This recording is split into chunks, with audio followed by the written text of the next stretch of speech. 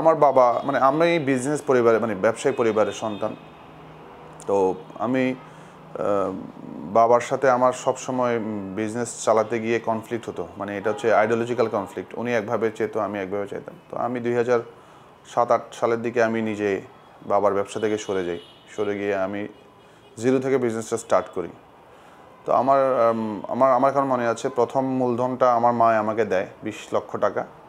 ওইটা দিয়ে আমি প্রথম বিজনেস শুরু করি এবং শুরু করে আমি প্রথম বাংলাদেশে 3 হুইলার মানে টেম্পুর অল্টারনেটিভ কিছু 4 স্ট্রোক সিএনজি ড্রিভেন কিছু আমরা 3 হুইলার থাইল্যান্ড থেকে আনা শুরু করি।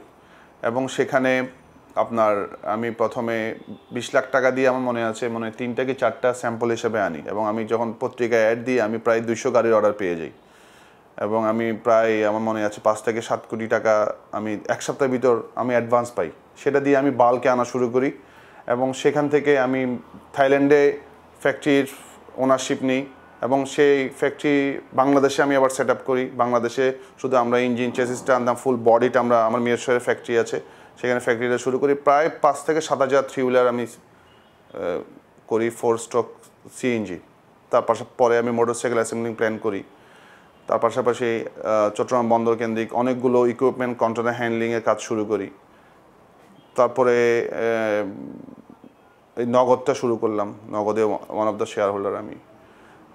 তো সব কিছু মিলিয়ে আসলে যাত্রাটা অনেক কঠিন, বাট আমি খুব সামারি করে বললাম আর কি। বাট আই এম লাকি যে আমার হয়তো অনেকগুলো এটা ম্যাক্সিমাম অ্যাটাম্পট আমার বিজনেস অ্যাটাম্পটা রাইটলি ক্লিক করেছে। তা না হয়তো আমাকে নিশ্চয় সর্বস্ব হয়ে আমাকেও হয়তো কোথাও না কোথাও কাজ করতে হইতো, বা আমি যেই আমার যে স্বপ্নটা ছিল উদ্যোক্তা হওয়ার সেটা হয়তো আমার বাস্তবায়ন হতো না। এটার জন্য আল্লাহর কাছে শুকরিয়া যে আমি যে অ্যাটাম্পগুলো নিয়েছি বিজনেস অ্যাটাম্প সবগুলো রাইটলি ক্লিক করেছি।